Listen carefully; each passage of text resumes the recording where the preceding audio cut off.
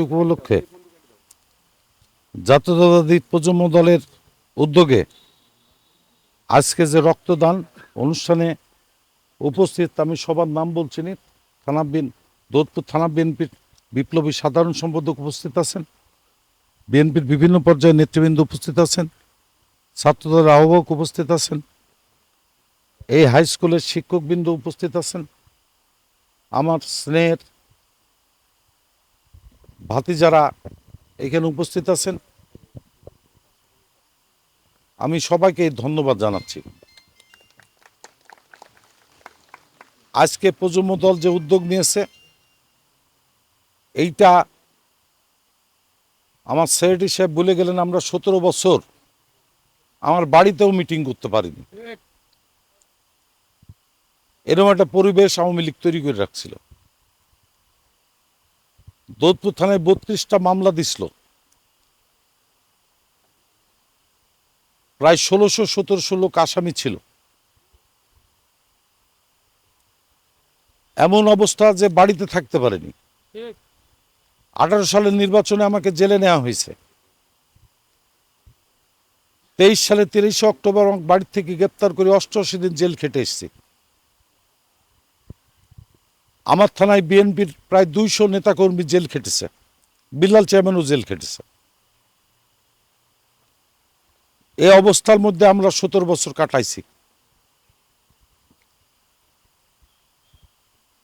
আজকে 5ই আগস্টে ছাত্র জনতার আন্দোলনের মধ্য দিয়ে আজকে আমরা প্রকাশ্যে কথা বলার সুযোগ পেয়েছি।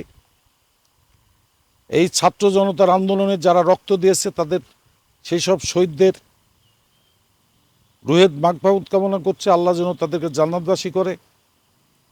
এবং অনেকে চোখ হারিয়েছে, অনেকে পা হারিয়েছে, অনেকে গুরুতর আহত হয়েছে।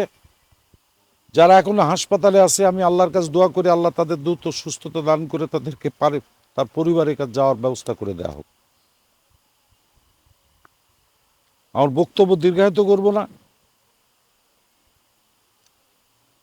এখানে কোনো রাজনৈতিক বক্তব্য নাই। আমাদের নেতা তারেক রহমান অচিরেই বাংলাদেশে ফিরে আসবে। সরকার ফেব্রুয়ারি মাসে নির্বাচনের কথা বলতেছে, তারপরও দুটো রাজনৈতিক দল বিভিন্নভাবে ষড়যন্ত্র করছে যাতে নির্বাচন না হয়। দেশের আইন শৃঙ্খলার অবস্থা খুবই খারাপ। একটি নির্বাচিত সরকার ছাড়া এই আইন শৃঙ্খলা ঠিক করা সম্ভব না। দেশে ঘুষ দুর্নীতি চরমভাবে বেড়ে গেছে, এটাও নির্বাচিত সরকার ছাড়া সম্ভব না। কারণ তাদের তো বর্তমান যারা অন্তর্বর্তী সরকার, তাদের তো কোনো প্রতিনিধি নাই সারা দেশে। কোথায় কি হচ্ছে তারা বলতে পারছে না, প্রশাসন কাজ করছে না। এই জন্য অতি দ্রুত ফেব্রুয়ারি মাসে নির্বাচন ঘোষণা করেছে। আশা করবি সরকার এই নির্বাচন সঠিক সময় দেবে এবং এই নির্বাচনে ইনশাল্লাহ বিএনপি জয়যুক্ত হবে এবং তারেক রহমান বাংলাদেশের প্রধানমন্ত্রী হবে।